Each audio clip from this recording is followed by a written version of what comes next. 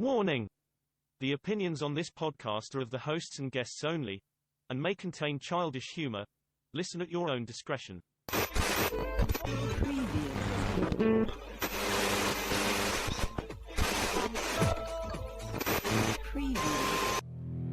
And now, please adjust your headphone volumes to an unreasonable level and prepare to enjoy the most dynamic and electrifying podcast that cyberspace has encountered. Welcome back, my sports fans, to another episode of Sports Bliss with Rob and Chris. This is episode 63. Before we jump in, make sure to subscribe to this podcast and follow us on Facebook and Instagram at Sports Bliss with Rob and Chris. We have some exciting news. We got some merch. Yes, we have merch. Check out our Instagram. We are going to be placing a link on our Instagram page. And make sure to check out all of our posts this week because we are going to be doing a special giveaway sometime this week.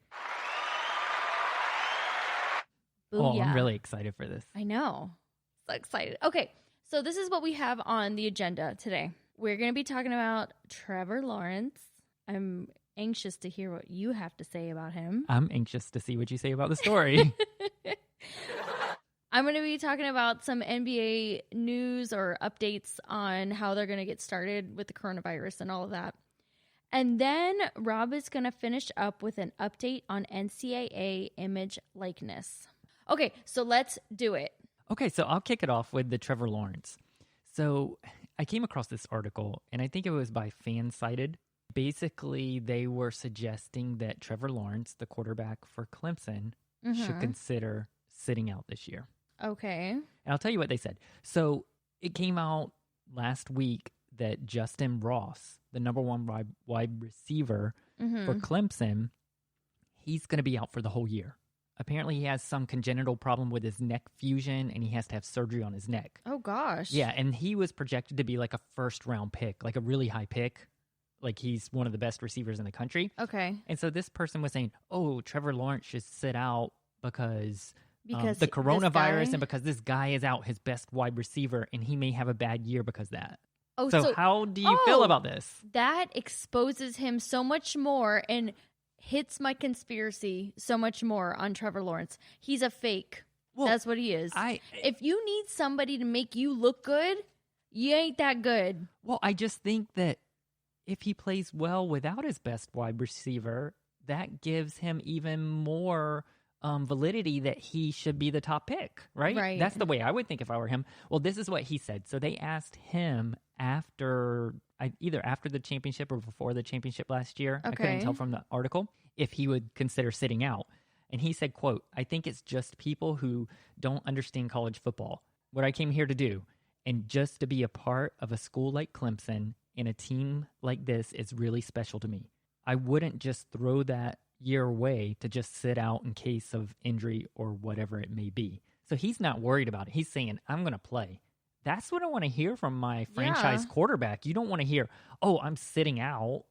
Why? But why would he sit out? He's perfectly healthy. Well, because, okay, after his freshman year, everybody said if he could come out after his freshman year, he would have been the number one pick, the way he played. Okay. So then he comes back his sophomore year, and he had a great year, but not as good. He was exposed some. And so people are like, well, he kind of slid down now. And then now they're saying, oh, well, with Justin Fields, he may become the number one pick. They're always trying to do these narratives and compare guys.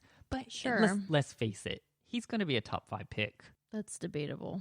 Well, I mean, that's your opinion, which the NFL, someone will pick him in the top 5. Yes. You know what I'm saying? So my point is why would he not play? I think that shows character that's not the type of leader you want. Oh, I'm going to sit out to benefit myself. Well, what if he does that in the future when in contract year? Exactly. That's the way I would think as an NFL franchise, that he's not a true team player. And what kind of example does that set to the other players? Right. And he hasn't indicated that he would sit out at all. He said exactly the opposite. I would not sit out. But people are speculating this. So, where are they coming? Where is this coming from then? Well, this is just news stories and clicks, I think. They're just reaching. Yeah, and they're saying, oh, he should sit out and do this. But, let's use an example from last year. Tua was hurt. Right. He still went in the top 5. Yeah. So, and he probably ended up in a better situation than the Bengals if he would have gone number 1. I think we're both on the same page with this, right? Yeah, I mean, exactly. So that's, if he were to sit out, that's showing character of like, well, he doesn't care about his team. Like you said, he's not a team player. He's just going to do things to benefit himself. And in the long run, that's going to bite him in the butt. Oh, I think so. Well, and the other thing is come on. Clemson is loaded.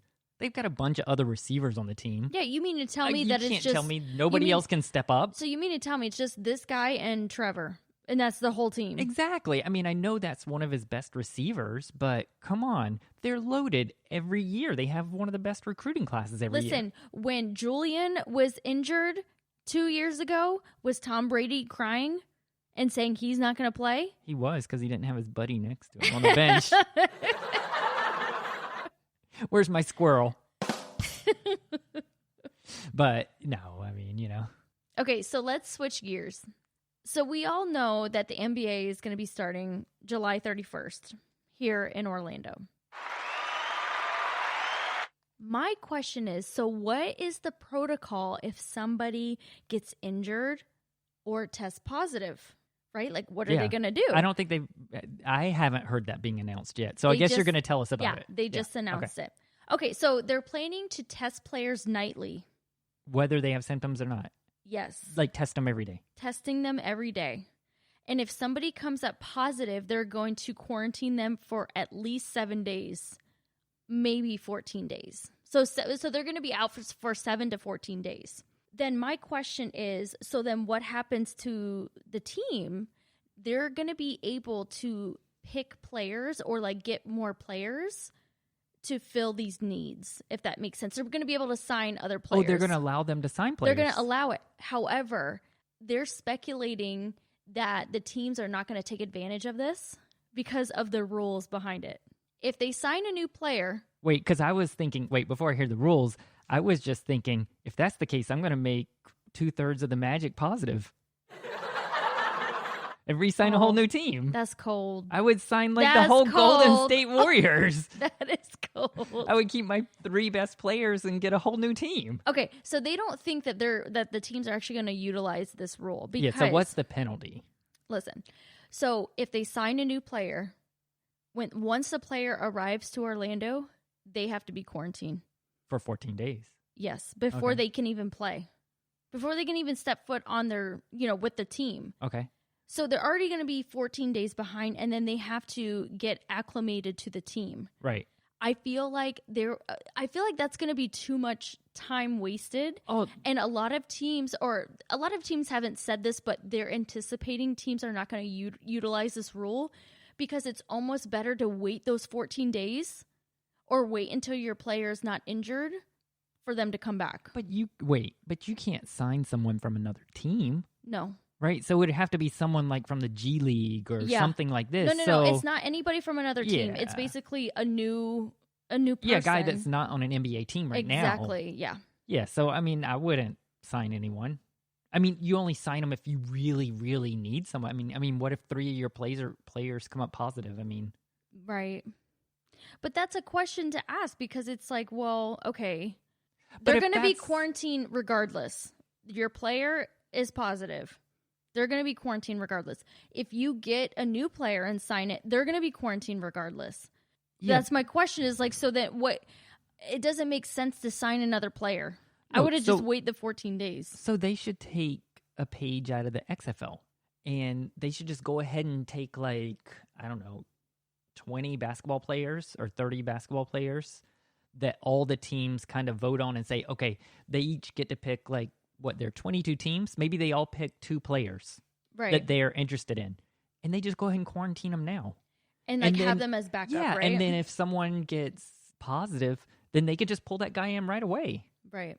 And say, okay, this is a pool of players that we can choose from. These are the only ones we're going to be allowed to use. I'm sending this to Adam Silver tonight. That actually makes a lot of sense to me because then these players are already ready to go. Yeah. Not even if somebody tests positive, if they get injured, which injuries happen all the time, and they actually need somebody, they can just be like, okay, well, I'm just going to use my backup that I've already chose. Yeah, and they can use like one of the coaches now for the G League or whatever. I forget who they chose for that new G League Pro pathway. They chose a guy to be the coach for that. He could be the coach, and he could just be running scrimmages with them. Right. And have them game shape ready to go. Listen, I don't know. I just feel like, I mean, I understand, like, people have gotten really sick, and, like, I don't know how to say this without, like, offending people, but, like, I just feel like at this stage in the game, you have to kind of just stop. Just stop trying to, like, protect it. Like, you know what I mean? If you heard the latest, right? If you're going to get infected, you're going to get infected. Like, you got to just let it happen. Well, you heard the other controversy is Adam Silver. He said, basically, we feel the coaches that are over 65 are going to be at risk, so they may not be able to coach. And there's like 4 or 5 of them, This and is they're like, crazy. even like Steve Clifford for Orlando, he was like, what do you mean I'm not going to be able to coach my team? That's crazy. This is getting, like, way overboard. I mean, if you're negative, you're negative. Where are you going to get it from? It's not going to float into Disney. But that's another thing is, like, how are they supposed to be quarantining the players? Like, I know that they were kind of going back and forth, but, like, are they allowed to hang out with other team members, or, like, what? I don't even know. I don't know. I think they just basically go to practice or the game, and then they go back to their room. Yeah, so basically they're quarantined. Yeah. So my question is, this is going to get old real quick. So how are they going to catch it if you're being quarantined and you're only in contact with each other? If you're following the guidelines, there should be no reason to test everybody. I don't know. But if you test enough people, somebody's going to get positive. If you keep testing them, because these tests can have false positives too. I know. So what happens when LeBron's out? I guess he's out then. No, but does the league cover it up? This is where it's getting messy. It's getting weird, right? It's getting messy because you know that that's what's going to happen. Oh, yeah. A player's going to come at positive. They're going to say, well, I feel fine. They're going to be like, okay, fine, just go. Yeah. We're going to, like, cover it up. For ratings. If it's one of the big stars. The Greek Freak. And then watch, it's going to come out later when, in fact, that this doesn't even need to be that. I'm not saying that the virus isn't serious, but I think that we've gone way...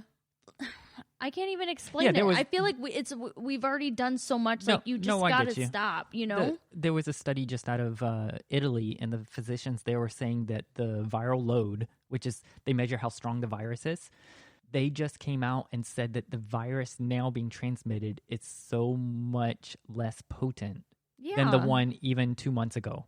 And so they don't anticipate people that get it will even get really sick.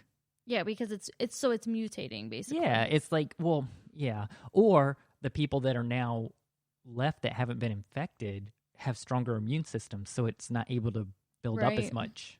Right. So I don't know. I guess we're going to have to just see. We'll see how it goes. It'll definitely be interesting. I'm interested just to see how...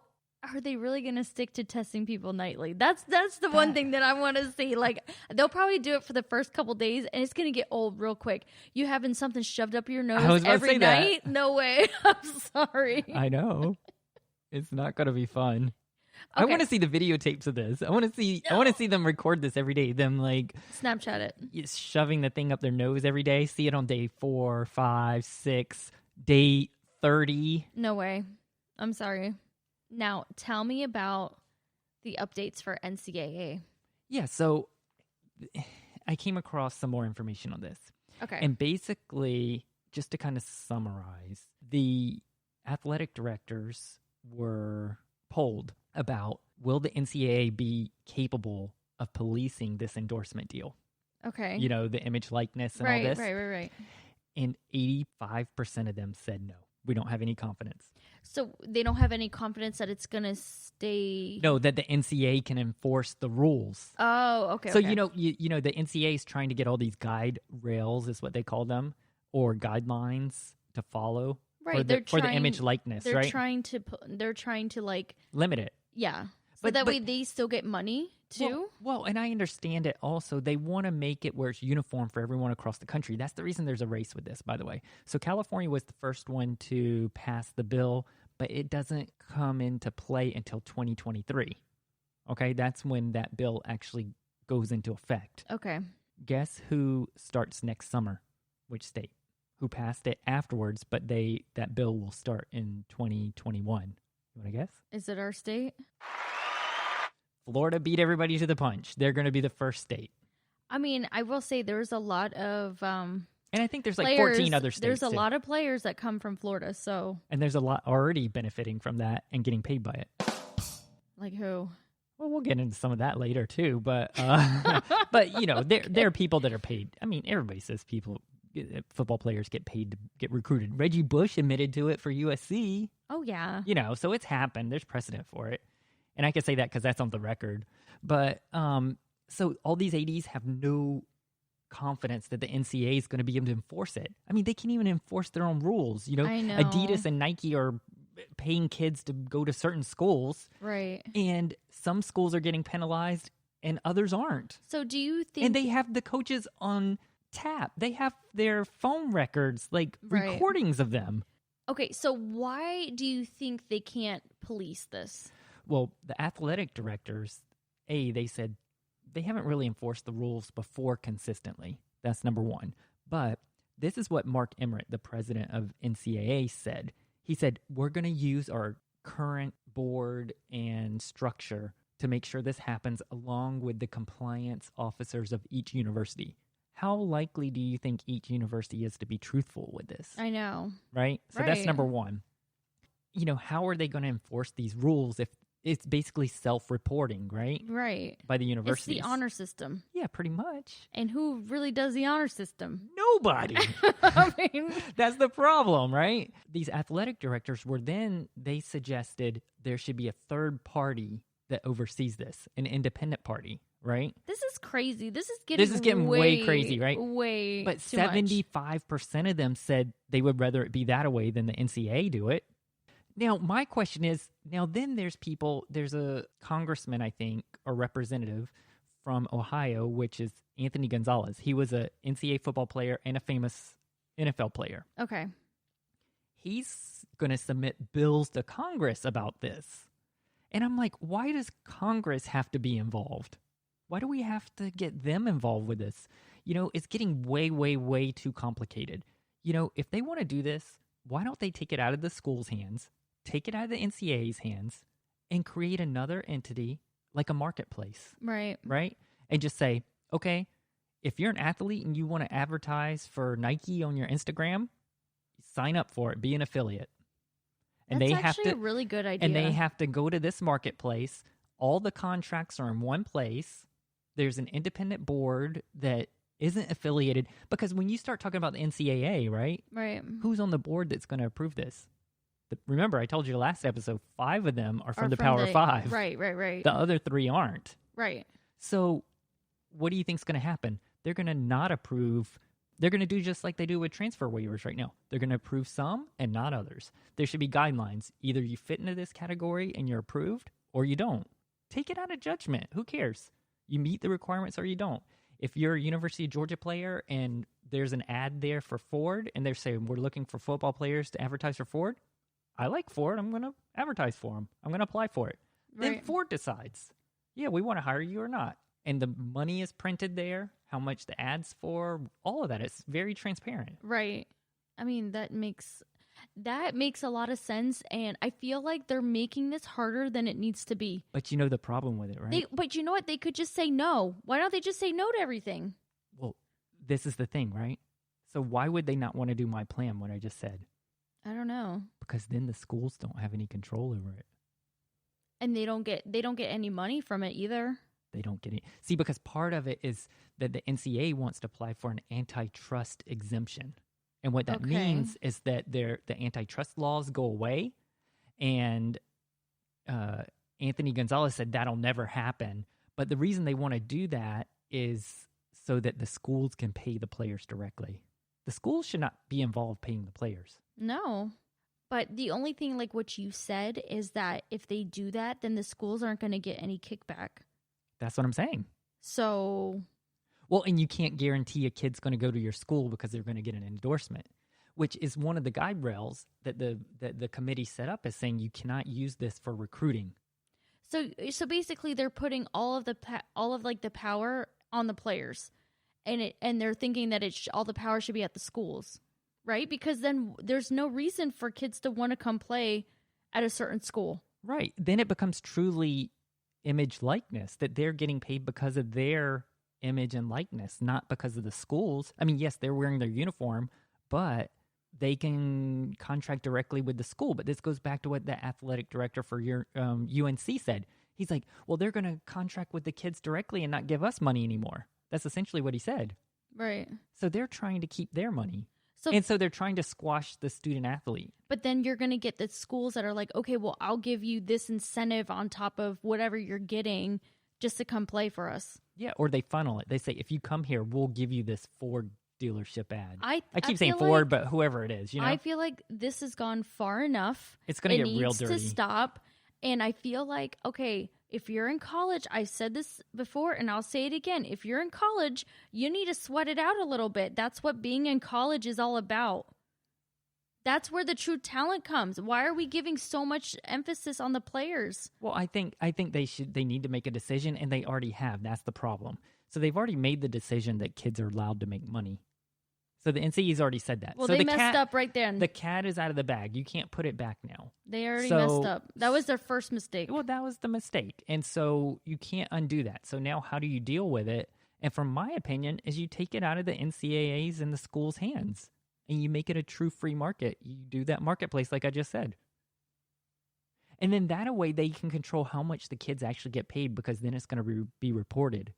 Because the money has to go through that shell. I just don't understand why kids in college are getting paid. Well, I mean, listen, if I were in college right now and I could get paid, I would want to do it. But you're getting free room and board and whatever. I don't care. I want to get some cheese.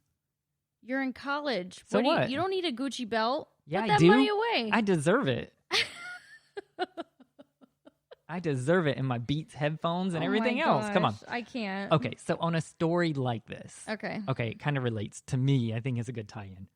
Did you hear this news about Zion Williamson? No. He getting sued. For what? You ready for this? Okay, tell me.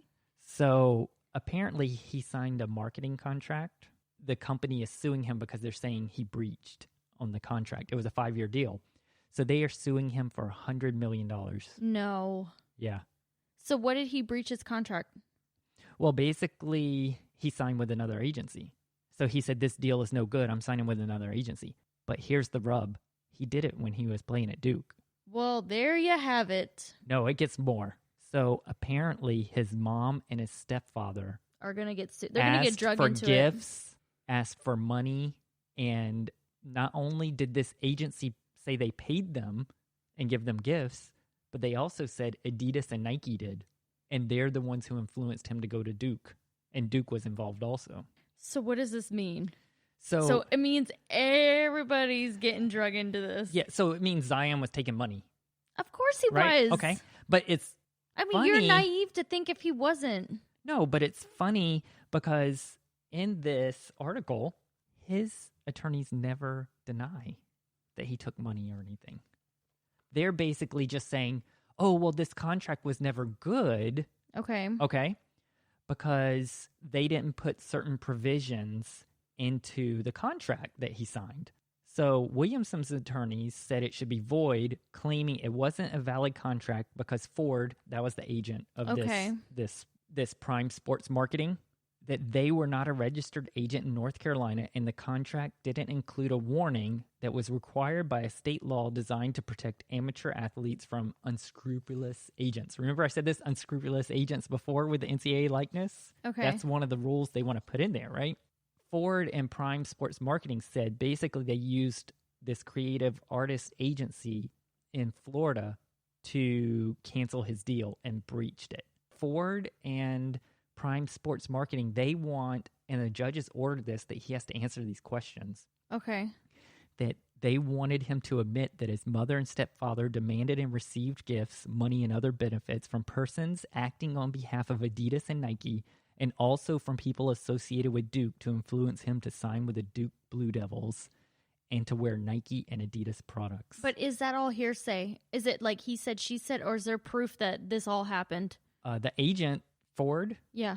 He has like receipts and all that. I think it's a she, but says, yes, it happened. It's they not, have proof. It's more than just their word. Yes. So he's backed into a corner. So Yeah. if he admits to all of this, wait, I'll get to it. Then So- he's in more trouble. So Williamson's attorney, Jeffrey Klein, He said, basically none of this matters because they believe that as a matter of law, the statute bars that contract, meaning it voids it. The issue with respect to amateur sports, there's no issue with respect to his amateur status. Eligibility is determined, made by the NCAA and made by Duke. I don't think it's relevant.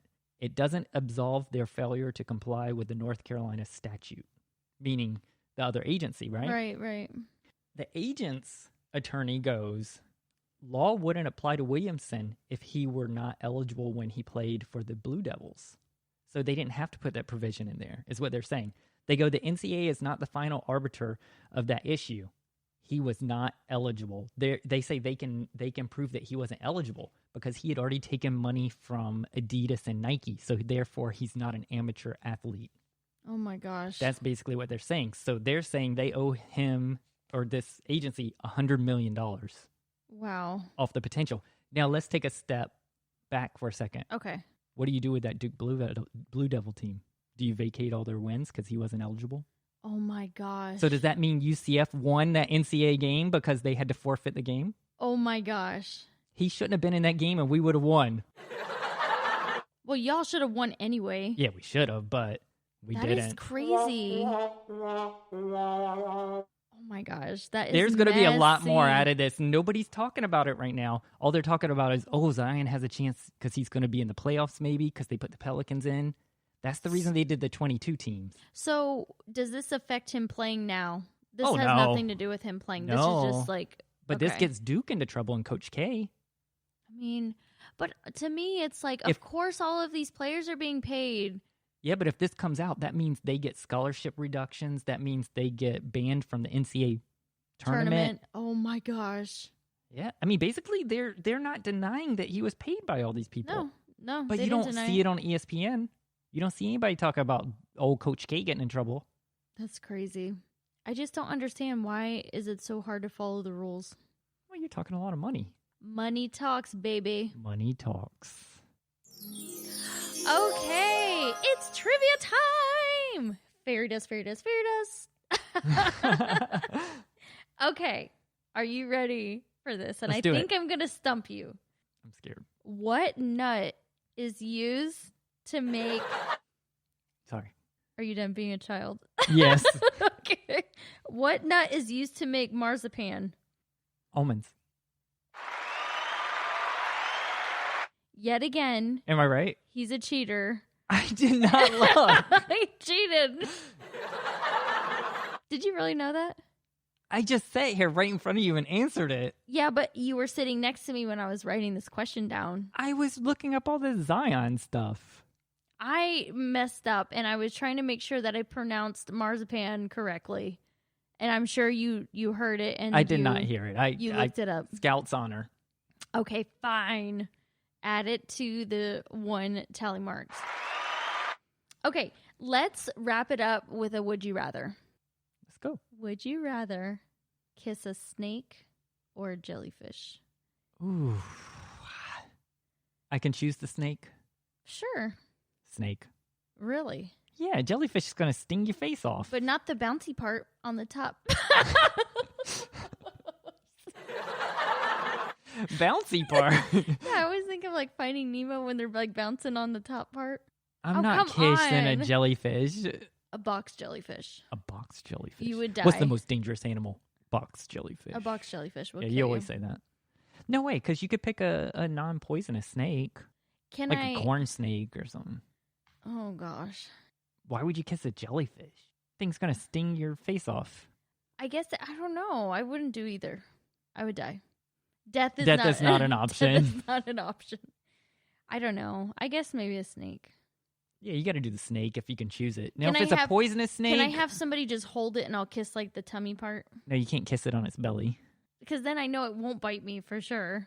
It won't bite you anyway. You can hold the mouth shut and just. Have you ever held like a corn snake or something or a No. grass snake? No. Yeah, there's nothing wrong with it. They're not going to bite you. You've held a snake. Yeah. Oh, I forgot. You grew up in Georgia. Yeah. Me and Joe Exotic. I don't think he was in Snake Georgia. wrangling. He wasn't in Georgia, was he? No, he was in Oklahoma. He in prison now. Dealing with his own snakes. All right, guys, that wraps up today's episode. Thanks so much for listening. We'll catch you next time. Bye. Thank you for listening to Sports Bliss with Rob and Chris. Available on Anchor.fm, Apple Podcast, Spotify, and everywhere else fine podcasts are found.